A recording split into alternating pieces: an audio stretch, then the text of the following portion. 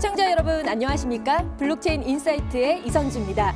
설 연휴가 이제 얼마 남지 않았는데요. 좀 더 따뜻한 소식이 전해오면 좋지 않을까라는 생각을 했었는데 아쉽게도 아직 블록체인 업계에서는 호재성 이슈는 나오지 않고 있습니다. 하지만 소리 없이 다가오는 기회를 잡기 위해서는 오늘도 열심히 이슈에 대해서 파헤쳐보는 시간 갖도록 하겠습니다.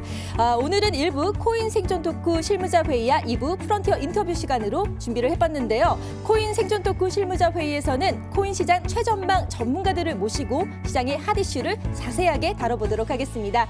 2부 프론티어 인터뷰에서는 프로젝트 테라의 신현성 대표를 모시고 자세히 이야기 나눠보겠습니다. 블록체인의 모든 것을 담아낼 블록체인 인사이트. 지금부터 첫 번째 코너 코인 생존 토크 실무자 회의 시작하겠습니다.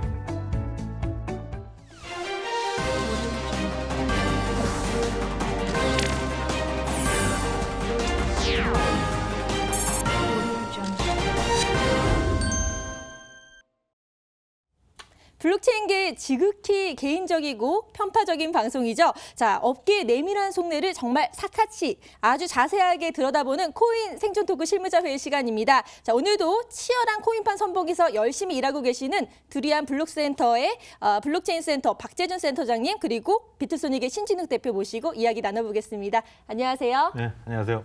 네, 안녕하세요. 한 주 동안 잘 지내셨죠? 네. 자, 오늘도 참 여러 가지 이슈들이 많이 있었는데요. 실무자 회의 주간 회의로 어떤 안건들이 올라왔는지 확인해 보도록 하겠습니다. 첫 번째 이슈입니다. 사우디아라비아와 아랍에미레이트 양국 간 블록체인 송금을 위해서 실험을 한다는 소식이 들려오는데요. 공동 디지털 화폐 아버를 활용이 얼마나 성공리에 끝날지 기대가 되고 있습니다. 두 번째 이슈입니다. 3자 수탁 형태로 암호화폐 보관 및 관리를 할 수 있는 커스터디 서비스가 암호화폐 시장에 열풍처럼 불고 있는데요. 이 커스터디 서비스 시장의 주목을 받고 있는 만큼 그 향방이 기대가 됩니다. 세 번째 이슈입니다. 바네크 CEO가 암호화폐 투자자 4,000명을 대상으로 조사한 결과 비트코인 투자자들이 금으로 이동하고 있다라는 발표를 했는데요. 요즘같이 좀 화제가 안 좋은 만큼 안전자산인 금으로 이동이 어쩌면 당연한 게 아닐까라는 생각이 듭니다. 마지막 이슈입니다. 암호화폐 데이터 제공업체 알터너티브가 추산한 결과 공포 탐욕 지수, 크립토에 대한 이 지수가 20위를 기록하면서 극단적 공포 단계에 이르렀다는 발표를 했는데요. 좀 안타깝지만 또 계속해서 좋은 점수를 받기를 기대하고 있습니다. 네, 오늘도 역시나 흥미로운 안건들이 지금 나오고 있는데요. 자, 4가지 이슈 보이시죠? 이 중에서 어떤 안건들이 저희의 또 전문가님의 주목을 받고 있는지 살펴볼 필요가 있을 것 같습니다. 저는요, 처음에 나왔던 이 사우디아라비아 그리고 아랍에미리트 양국 간, 그러니까 단독이 아닌 양국 간 송금을 위한 블록체인 실험을 한다는 게 좀 기대가 되는데요. 공동 디지털 화폐인 아버가 좀 잘 활용이 된다면 여러 나라들이 제대로 잘 활용을 해서 좀 더 상용화가 되지 않을까라는 생각이 듭니다. 그리고 또 이슈 될 만한 것들이 참 많았는데요. 먼저 박재준 센터장님, 오늘 어떤 것들이 좀 주목이 되시나요?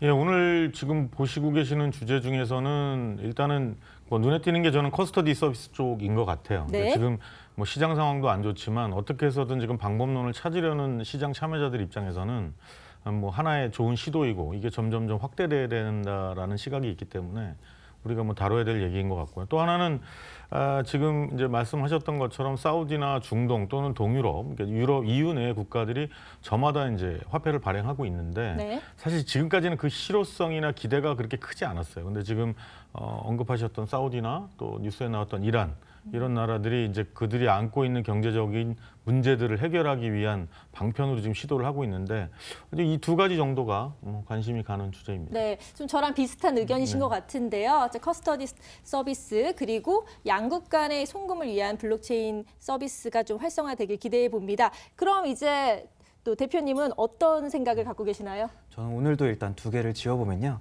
일단 1번 안건 같은 경우에는 이제 아랍에미리트, 뭐 사우디의 화폐는 지금 집회 처음 봤습니다. 저는 가본 적이 없기 때문에. 네. 근데 일단 그 국가 내에서 스테이블한 거나 뭐 이런 코인들을 만드는 그 방향성은 정말 이제 좋고 뭐 필요한 일이라고 생각하지만 뭐 많이 있었던 일이기 때문에 일단 제외를 하고요.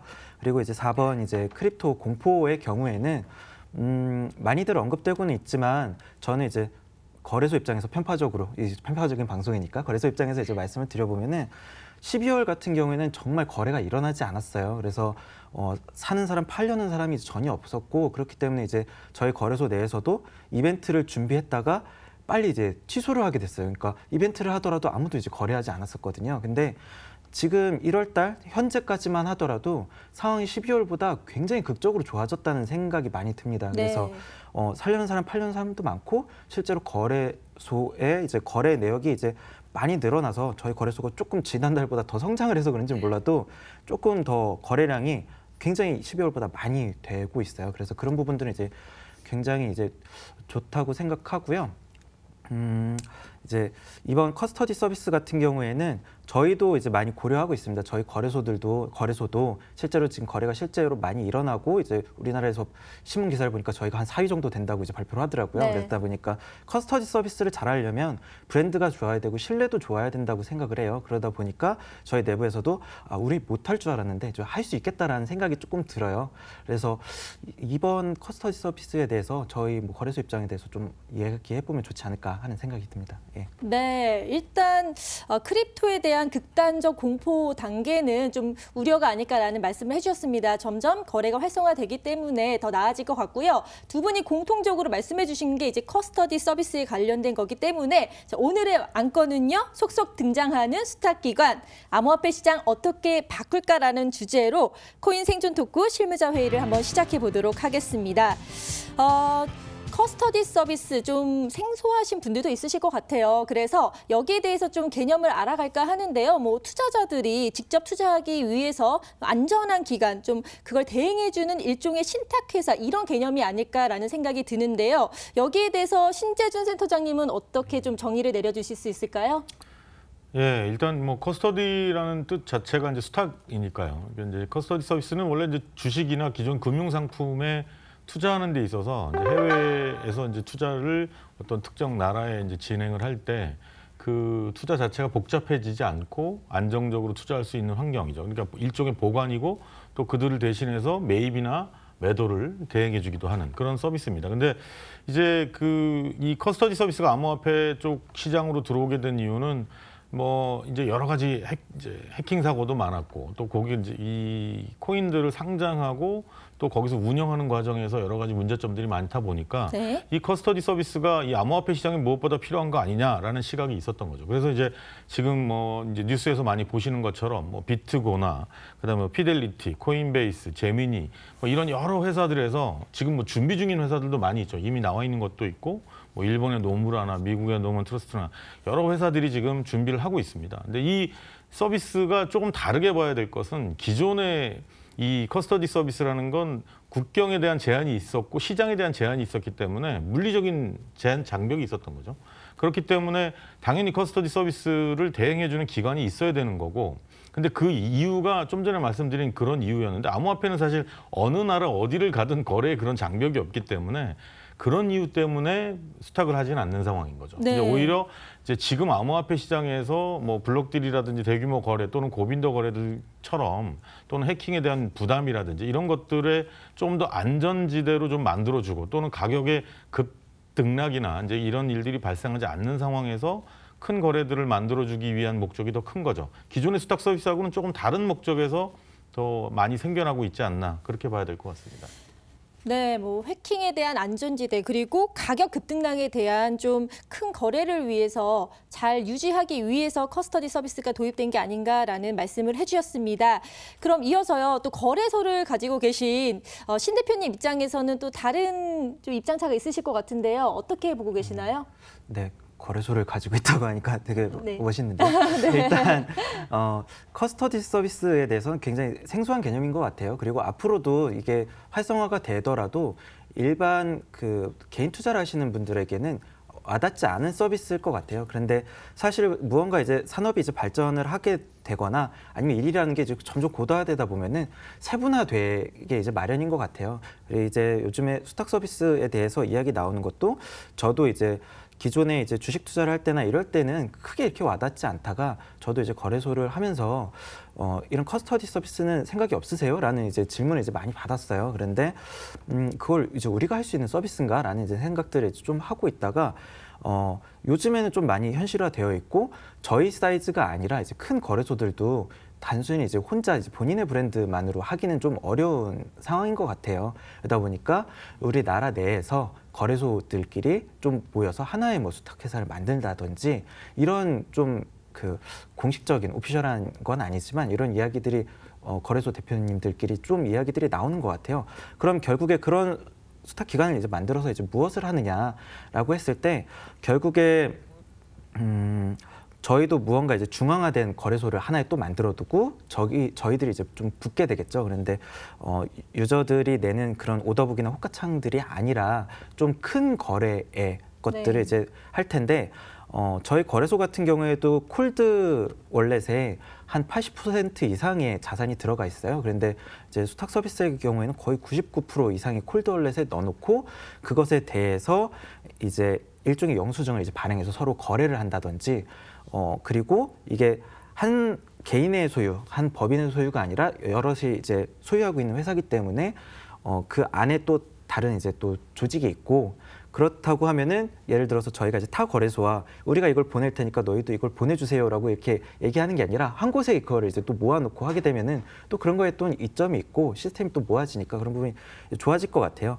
이런 것들이 생겨나고 나면은 우리가 뭐 앞으로 기관 투자자가 들어올 때가 생긴다. 기관 투자자가 들어오고 나면은 더 훨씬 더 암호화폐가 상승할 것이다라고 이야기들은 했지만 네. 기관 투자자들이 돈을 어디다 맡길지를 이제 몰랐단 말이죠. 그런데 향후에 이제 거래소들이 모여서 큰 수탁 기관을 만들게 되면은 앞으로 뭐 블록 딜을 하려면 블록 딜을 할 수도 있고 그 거래소를 통해서 유동성이 훨씬 더 좋아질 테니까 실제로 일부를 처분하는 것들도 가능하고 그리고 각 거래소들의 그 영업 라인을 이용해서 또 각 기관들의 영업도 할 수 있고 그 기관들이 또 다시 파생 상품을 사용자들한테 팔 수 있고 그래서 직접 투자를 사용자들이 하는 게 아니라 그런 파생 상품 전문화된 기관을 통해서 파생 상품을 또 거래를 할 수 있기 때문에 결국에는 이 커스터디 서비스라는 게 결국에는 사용자들한테까지 이득이 갈 수 있는 상황이 아닌가 하는 생각이 있습니다. 그래서 사용자분들도 좀 주목을 해주시면 ETF나 뭐 이런 어려운 얘기가 아니더라도 여러 회사가 모여서 하나의 수탁 회사를 만들면 그런 이점이 있구나라는 거에 대해서 주목을 해주시면 좋을 것 같습니다.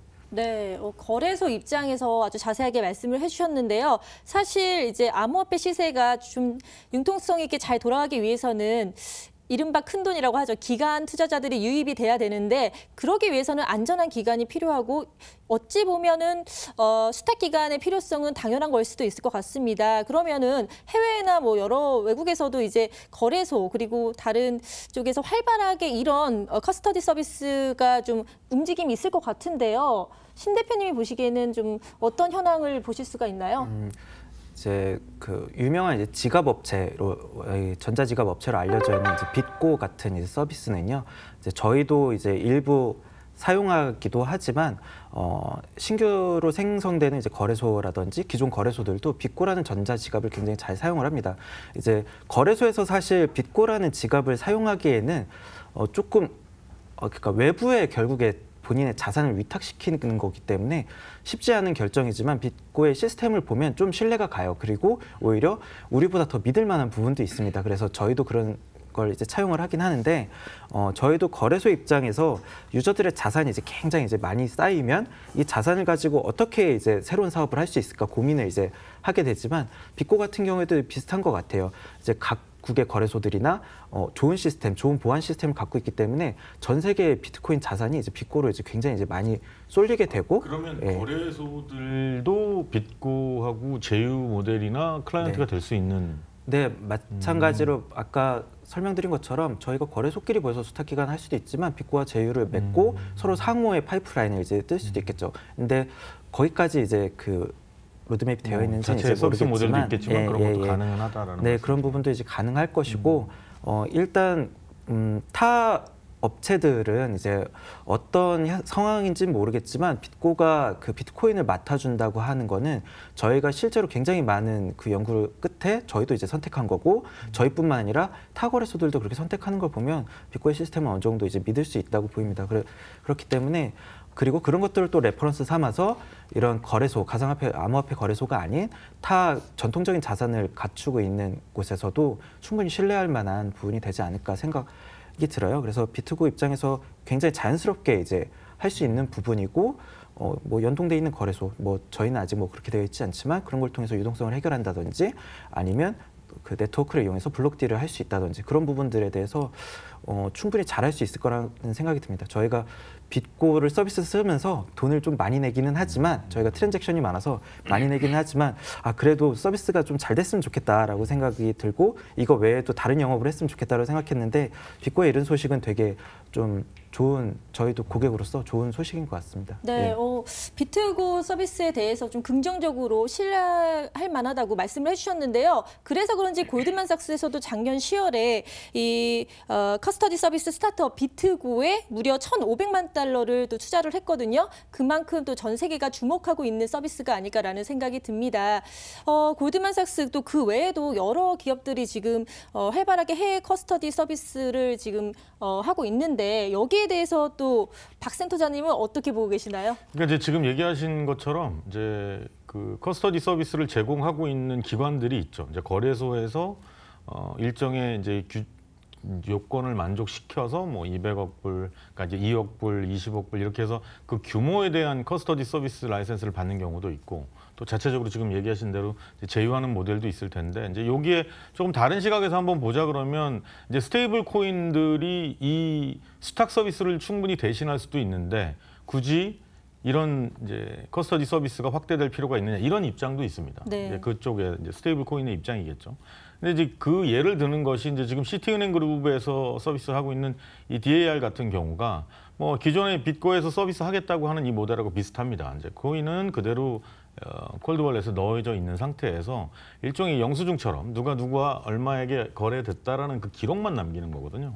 그래서 이제 그런 서비스들이 있을 바에는 스테이블 코인이 충분히 있다면 그 지금과 같은 방식이 아니라 스탁은 하되 그 안에서 벌어지는 거래는 스테이블 코인으로 소화할 수 있지 않겠냐. 근데 저는 이제 제 생각은 이 스테이블 코인이 스탁 서비스를 통한 확장되는 서비스 자체를 대행할 수 있다라고 보지는 않고요. 이 두 가지가 연합되거나 좀 섞여서 좋은 어떤 연합된 정책이 나온다 그러면 또는 방법론이 나온다 그러면 이 스테이블 코인에게도 또는 스탁 서비스를 제공하는 업체 입장에서도 상호 좋은 일이 아닐까 그렇게 생각이 됩니다. 네, 두 전문가님 모두 이런 좀 긍정적인 말씀을 해주셨습니다. 어쨌거나 블록체인 업계에서 새로운 이슈가 필요하기 때문에 국내에서도 좀 활발하게 이루어지고 있는 것 같거든요. 그래서 좀 살펴보도록 하겠습니다. 국내 커스터디 서비스 현황을 보면요. 스트리미가 있는데 이 업체는 법 집행기관 대상으로 해서 커스터디 서비스 다스크를 출시했는데요. 이름에서도 느껴지지 않나요? 사건 수사와 관련된 이 암호화폐를 보관 관리하는 서비스라고 합니다. 두 번째로 또 앞톰 릭스 컨설팅이 있는데요. 커스터디 서비스 솔루션 개발을 위해서 암호화폐 지갑 서비스 기술을 보유한 크레스텍과 제휴해서 커스터디 서비스를 하고 있고요. 마지막으로 헥슬란트 업체가 있는데 이 헥슬란트 커스터디로 커스터디 시장을 진출하고 있습니다. 현재 10여 종의 암호화폐를 지원을 하고 있기 때문에 또 확산성이 기대가 되는 업체 중에 하나입니다. 이렇게 국내 커스터디 서비스도 좀 활발하게 해외 못지않게 움직이고 있어서 국내와 해외 모두 다 주목하고 있는 만큼 시장의 활발한 좀 융통성 있는 그런 서비스를 좀 기대해 볼 수 있을 것 같습니다. 이렇게 좀 현황에 대해서 저희가 좀 알아봤어요.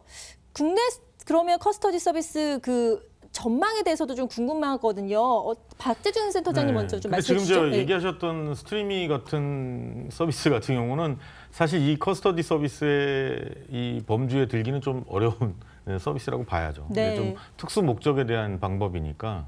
근데 이제 지금 이 커스터디 서비스는 저는 이렇게 생각합니다. 이게 이 시장에서 아까 처음에 말씀드렸던 것처럼 아직 돌파구를 찾지 못하고 있는 과정에서 안전자산으로 이동한다든지 또는 굉장히 이 위험지수, 그러니까 높은 리스크, 높은 수익을 기대하는 그 지수가 점점 높게 나온다든지 이런 네. 문제점들을 해결하기 위한 하나의 시도라고 보거든요. 근데 그런 면에서 커스터디 서비스는 충분히 확장돼야 되고 더 발전해야 된다라고 보는 건데 뭐 오늘 이제 다시 발표가 난 ICO에 관련된 발표가 났죠. 금지 기조를 유지하겠다. 이 금융에서 발표가 났는데 사실 지금 발표한 내용을 보면 뭐 투자자가 위험하다 이런 정도입니다. 근데 이제 해외는 사실 그런 투자자가 가질 수 있는 위험, 투자를 하면서 기존의 시장은 전 세계적으로 발전하고 있는데 그 발전하고 고도화되고 있는 시장에서 좋은 기회를 갖게끔 만들어주기 위해서 방법론을 찾는 게 지금 해외의 모습이고 우리나라는 지금 그 위험하니까 하지 말라는 식의 얘기만 계속 반복되고 있는 거죠. 근데 이런 이제 지금 현재의 서비스 상황은 투자자들로 하여금 굉장히 혼란스럽게 만들 수밖에 없어요. 그러니까 자꾸 투자하려면 밖으로 나가야 된다든지 또 이 지금 환경을 이용해서 사업을 더 발전시키고 싶은 사업자들 같은 경우도 국내에서 지금 움직일 수 있는 여지가 너무 적다는 말이죠. 네. 그래서 이런 부분들을 조금 더 개선하기 위해서는 이제 커스터디 서비스가 오늘 화제에 올랐지만 이 커스터디 서비스 외에도 이를 활용한 뭐 아까 이제 신 대표님이 얘기하셨던 뭐 거래소들 간의 연합이라든지 또는 해외하고 제휴 모델이라든지 이런 이제 노력들이 시장에 좀 더 많아야 된다고 생각이 듭니다. 네, 자 아직 국내 커스터디 서비스 좀 더 활발하게 움직여야 될 것 같은데요. 거래소를 운영하고 계시는 신진욱 대표님이 보시기에는 좀 욕심이 나실 것 같아요. 여기를 거래소와 연관시켜서 좀 활성화시키면 어떨까라는 생각도 드는데요. 어떻게 보시나요? 일단은 커스터디 서비스라는 것 자체가 이제 단독으로 하기에는 어렵다는 말씀을 좀 먼저 드리고 싶어요. 네. 일단 저희 생각은 그렇고 이제 아까 국내 사례 중에서 헥슬란트라는 회사는 이제 저희와 거의 뭐 일촌처럼 이제 지내는 이제 회사인데 예를 들어서 이오스의 경우에 약간 커스터디 서비스가 조금 다르긴 하지만 국내에서 이오스를 가장 많이 모은 회사입니다. 이제 헥슬란트의 경우에는 제가 오늘 정신이 없어서 숫자를 약간 착각할 수 있지만 네. 1,000억 이상의 이제 그 원화로 그 정도의 자산을 이제 모았고 그렇게 되는 게 단순히 그걸 이제 맡아주는 정도가 아니라 이오스의 경우에 이제 특징이 각종 이제 토큰이 파생될 수 있고 에어드랍이 이제 많기 때문에 단순히 맡아주는 것뿐만 아니라 향후 나오는 모든 이오스 파생 토큰을 에어드랍 해주고 그런 불편함을 없애주겠다라는 거기 때문에 직접 프라이빗 키를 관리하거나 이런 게 아니라 위탁을 하면 그 안에서 자산이 계속 늘어나기 때문에 그런 부분 때문에 이제 헥슬란트에서 굉장히 큰 자산을 이제 모았어요. 이오스에 대해서. 그리고 저희의 경우에도 저희도 이제 동일하게 그런 서비스를 할 수도 있겠지만 헥슬란트가 이미 그렇게 많이 모아놨고 브랜드를 이제 가지고 있는데 굳이 저희가 그렇게 할 필요는 없는 거죠. 그거 말고도 암호화폐 시장에는 정말 아직도 먹을 그 빈 땅들이 많기 때문에 저희는 또 거길 또 열심히 하면 되고 하기 때문에 국내의 경우에는 헥슬란트가 지금 준비한 그 헥슬란트 커스터디랑은 약간 다르지만 어쨌든 이런 그 모습처럼 같이 협의를 해서 잘할 수 있는 것들을 해나가는 게 좋지 않나라는 게 이제 저희 생각입니다. 그렇죠. 그러니까 그런 방향에서의 논의가 계속 돼야 되는 거죠. 근데 지금 이제 최근에 뉴스에 나온 게 한국거래소에서 이런 발표를 했어요.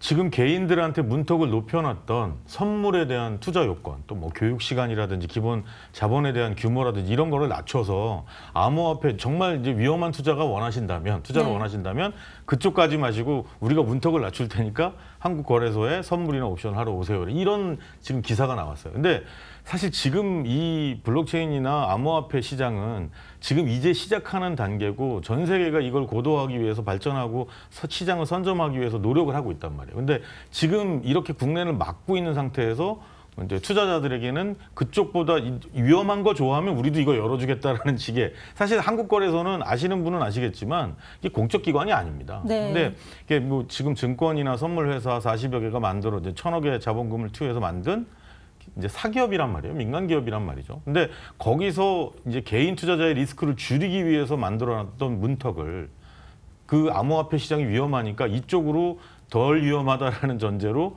위험한 거 좋아하시면 이쪽으로 오세요라는 이런 이제 매스컴 자료가 나온다는 것 자체가 좀 납득도 잘 안 되고요. 네. 이게 맞는 방향이 아닌 거죠.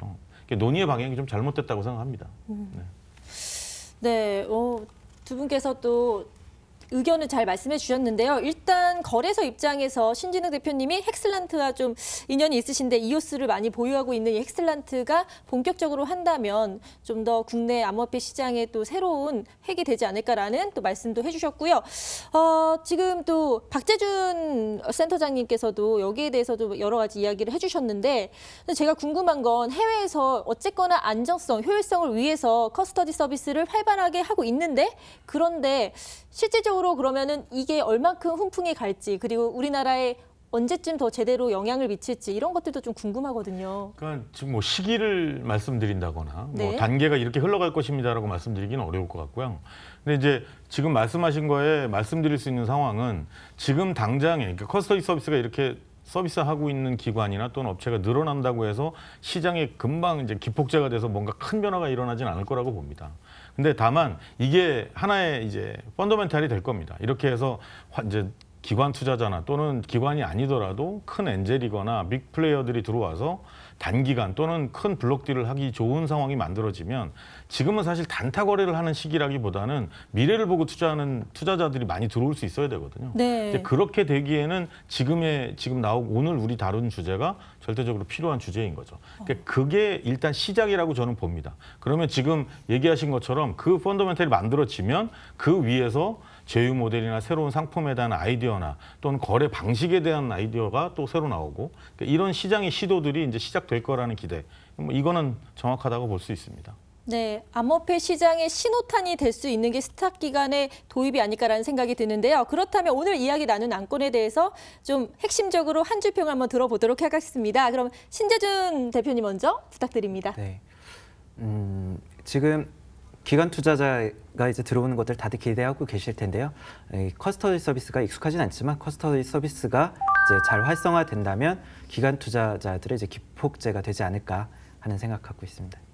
네, 빨리 현실화가 됐으면 좋겠습니다. 그럼 이제 또 박재준 센터장님의 한 줄 평도 들어볼까요?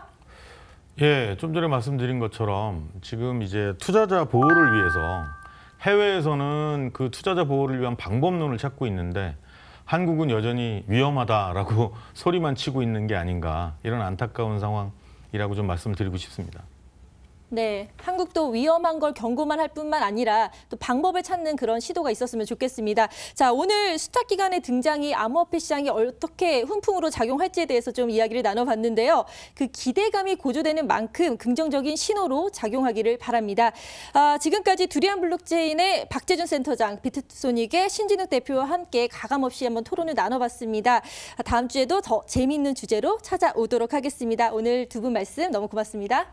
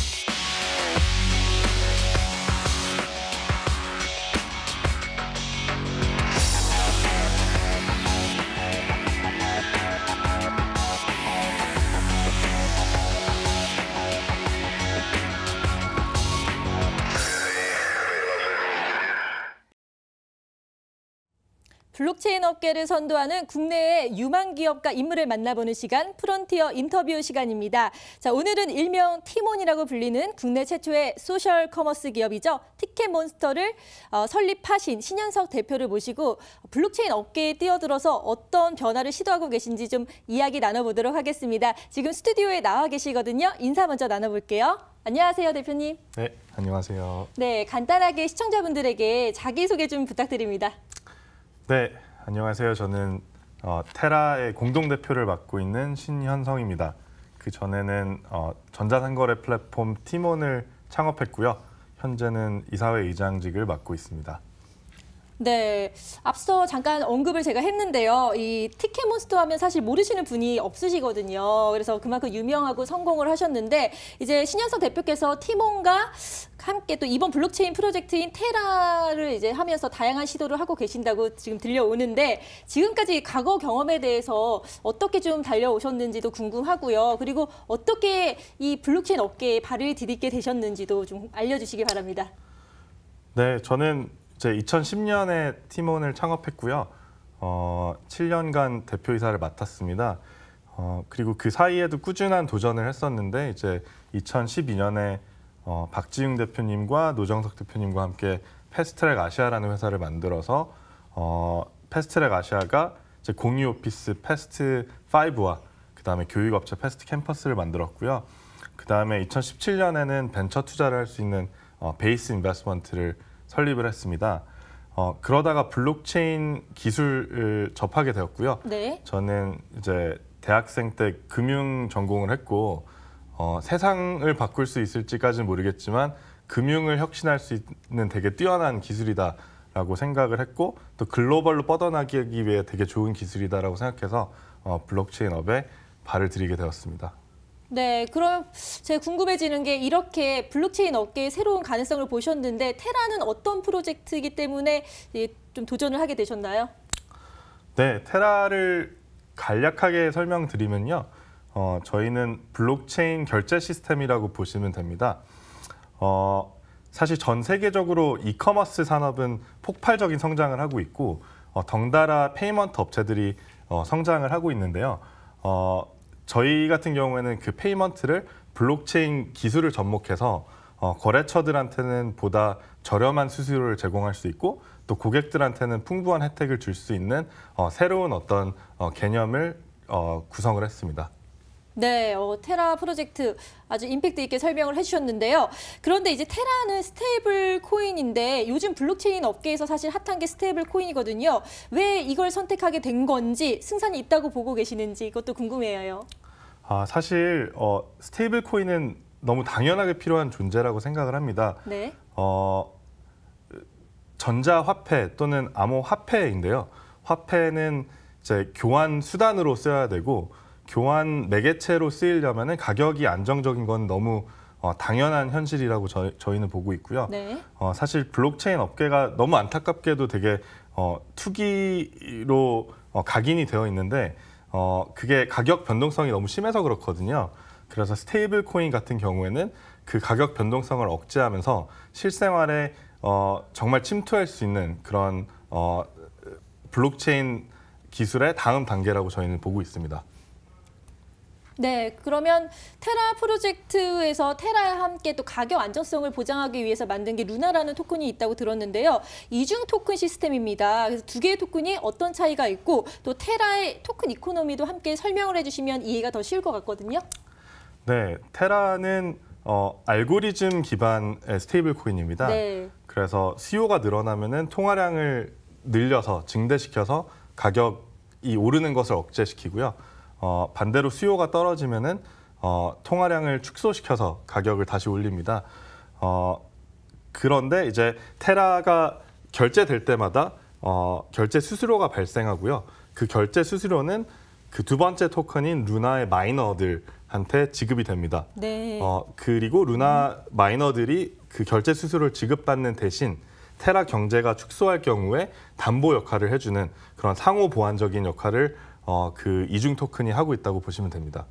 네. 꼭 필요한 이중 토큰 시스템이라는 생각이 드는데요.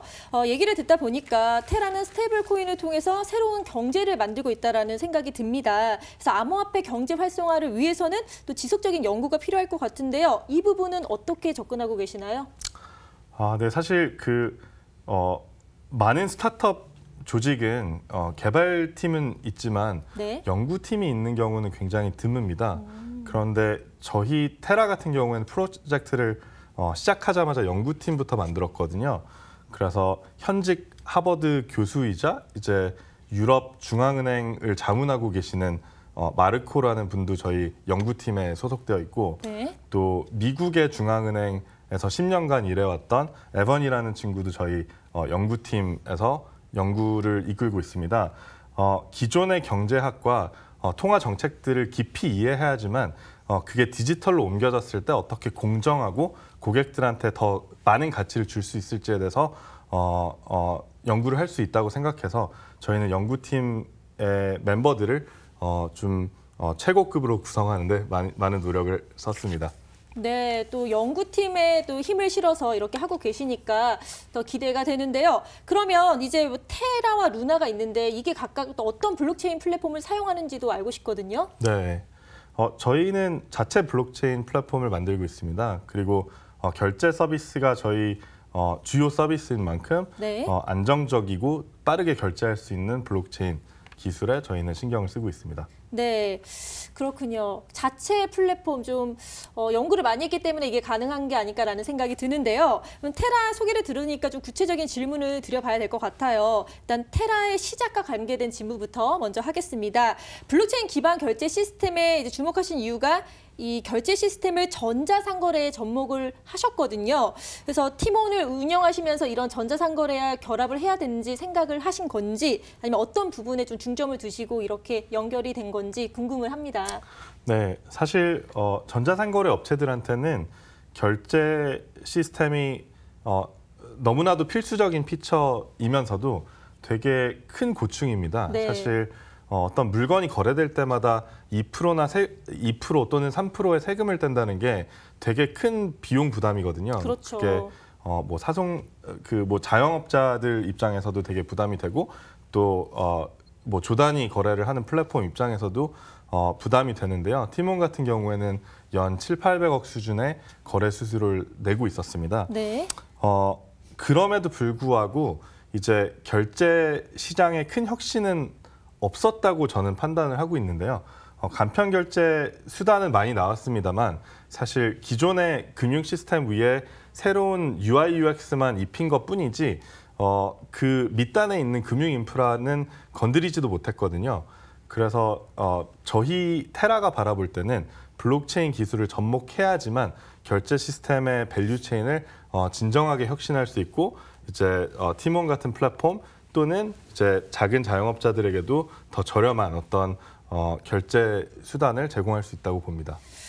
네, 테라는 테라 얼라이언스라는 일종의 연합을 또 구축하고 있잖아요. 그래서 대부분 전자상거래 플랫폼 업체들로 구성이 되어 있습니다. 왜 전자상거래에 테라의 결제 시스템을 접목했는지 이것도 되게 궁금하고요. 또 독자적인 프로젝트 진행 대신에 이 연합체를 꾸린 이유가 뭔지도 좀 알고 싶거든요. 네, 사실 앞서 말씀드린 것처럼 전 세계적으로 전자상거래 시장은 폭발을 하고 있습니다. 그리고 그 폭발적인 성장에 덩달아 이제 북미에선 스트라이프라는 업체가 굉장히 급성장하고 있고요. 네. 또 유럽에서는 ADN이라는 업체가 급성장을 하고 있는데요. 한국 전자상거래 시장도 100조를 바라보고 있고 동남아 시장도 30~40%씩 매년 성장을 하는 만큼 되게 올라타기 너무 매력적인 시장이라고 저희는 판단을 했습니다. 네. 왜 연합체를 꾸렸냐? 사실 이 연합체에 있는 업체들이 저희의 고객이거든요. 그렇죠. 그래서 되게 끈끈한 연합체를 만들어서 그들의 피드백을 계속 듣고 귀 기울이다 보면은 저희가 어떤 부분을 발전시켜야 되는지에 대해서 좀 인사이트를 얻을 수 있지 않을까라는 생각으로 얼라이언스를 가장 먼저 꾸렸고 이제 그들의 목소리를 듣는 데 저희는 좀 집중을 했습니다. 네, 보니까 뭐 우아한 형제들도 있고 좀 익숙한 하나갤러리아 이런 익숙한 곳들과 얼라이언스를 지금 하신 것 같은데요. 여기에 대해서 좀 소개 그리고 향후 추진 방향도 좀 언급을 해주시면 이해가 더 잘 될 것 같거든요. 네, 사실 뭐 전자상거래에서는 티몬 그리고 뭐 푸드에서는 배민 그리고 뭐 숙박에서는 야놀자 뭐 영화 쪽에서는 메가박스, 네. 뭐 패션 쪽에서 무신사 다 들어볼 법한 업체들이고 여러분들이 즐겨 쓰시는 플랫폼들인데 저희는 고객들의 라이프 스타일에서 각 카테고리마다 테라를 만날 수 있는 접점들을 늘리는 그런 노력을 하려고 해서 이렇게 얼라이언스를 짜게 되었습니다. 네, 지금 아까 방금 또 언급을 하셨는데 국내에서 누구나 알만한 또 대표도 하셨던 티몬 그리고 야놀자, 배달의 민족 같은 기업들과도 협력하고 있고 또 제가 듣기로는 얼마 전에 몽골 정부와 결제 시스템에 대해서 좀 구축을 한 파트너십을 계약했다고 들었거든요. 이렇게 파트너들이 기업 그리고 정부까지 참 다양한데 이런 파트너십 체결에 대한 특별한 기준이 있으신가요? 뭐 사실 몽골 같은 경우에는 굉장히 저희한테는 신선한 기회였습니다. 네. 사실 핀테크 업체들이 가장 주의해야 되고 좀 리스크라고 여기는 부분이 규제이고 또 대한민국 같은 경우에 금융 쪽에 있어서는 규제가 굉장히 좀 보수적인 편인데요.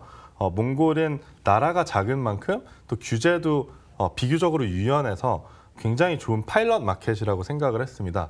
그래서 몽골의 그 유연한 규제 하에 저희가 좀 혁신적인 피처들을 많이 실험하고 낸 다음에 반응이 좋은 것들을 역으로 한국으로 수입해서 다시 런칭하는 뭐 그런 파일럿 마켓으로 저희는 선정하게 되었습니다. 네, 몽골도 또 다른 또 새로운 기회가 될 수 있을 것 같아서 기대가 되는데요. 기존에도 이제 많은 결제 시스템들이 출시돼 있고 실생활에서도 많이 사용이 되고 있거든요. 그런데 기존 시스템을 뛰어넘는 테라만의 강점이라고 해야 될까요? 테라만의 차별성이라고 하면 어떤 걸 꼽을 수 있을까요?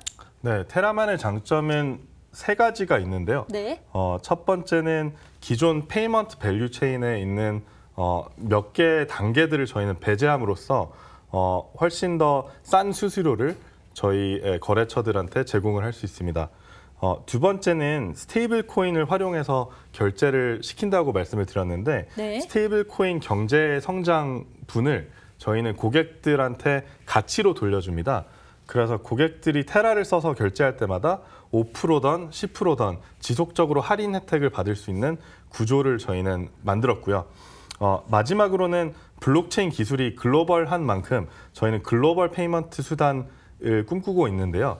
한국의 전자상거래 업체임에도 불구하고 태국에서 고객이 들어오면은 바트로 표시가 되고 또 뭐 베트남에서 들어오면 베트남 동으로 표시가 되는데 그 모든 결제가 플랫폼한테는 원화로 정산되는 그런 진정한 글로벌 페이먼트 수단 그 세 가지를 저희의 장점으로 꼽을 수 있습니다.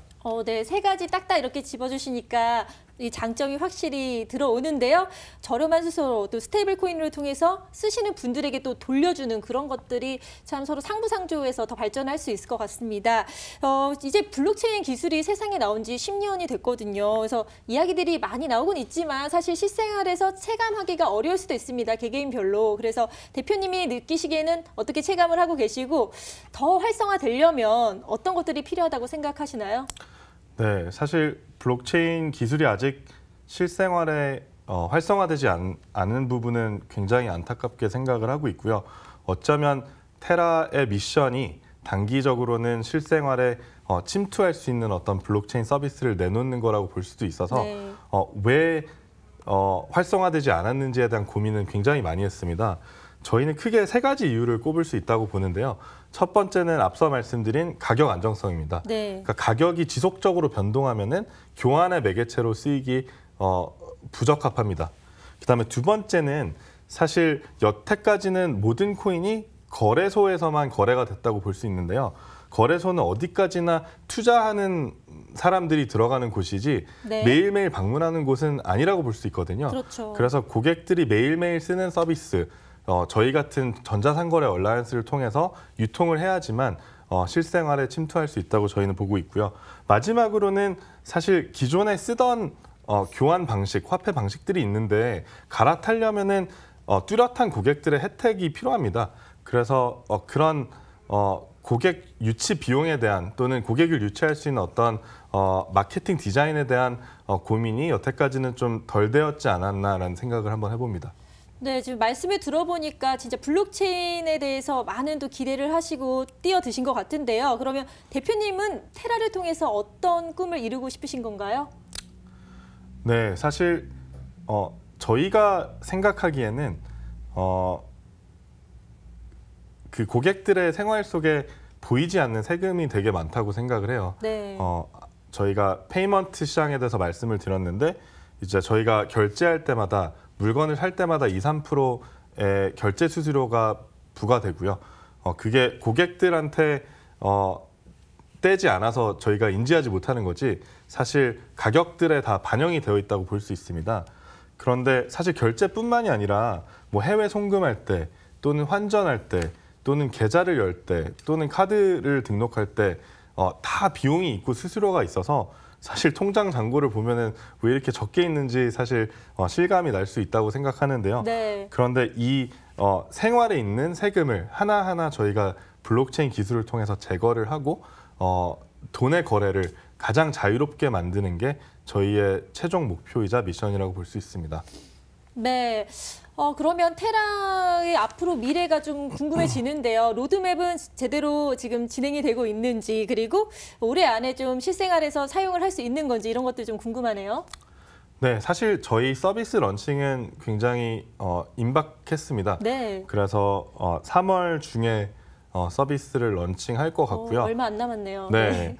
그리고 그 첫 서비스 런칭 이후에 쭉쭉쭉 앞서 소개해드린 그 테라 얼라이언스 파트너들과 연동을 해서 여러분들이 점점 테라를 만날 수 있는 접점이 많아지도록 저희는 올해 내에 실생활에 활성화될 수 있도록 노력을 할 예정입니다. 네, 이제 머지 않았기 때문에 곧 만나볼 수 있어서 기대가 됩니다. 또 나오면은 또 나와주셔서 또 여러 가지 이야기 해주시기 바랍니다. 그럼 지금까지 테라의 신현성 대표와 함께 자세히 이야기 나눠봤고요. 또 계속해서 다시 돌아오는 그런 시간 갖도록 하겠습니다. 네. 감사합니다. 네, 감사합니다. 네, 블록체인에 대한 새롭고 다양한 이야기들을 들어봤는데요. 자, 오늘도 유용한 시간이 되셨나요? 또 블록체인 업계 테라에 대해서도 잘 알아봤고 또 여러 가지 커스터디 서비스 이런 것들이 어떻게 활용화될지 미래에 대한 예측을 해보기도 했습니다. 앞으로도 이렇게 저희 블록체인 인사이트는 블록체인에 대해서 낱낱이 아주 자세하게 들여다보도록 하겠습니다. 그럼 저희는 다음 시간에 뵙겠습니다. 시청해주신 여러분 고맙습니다.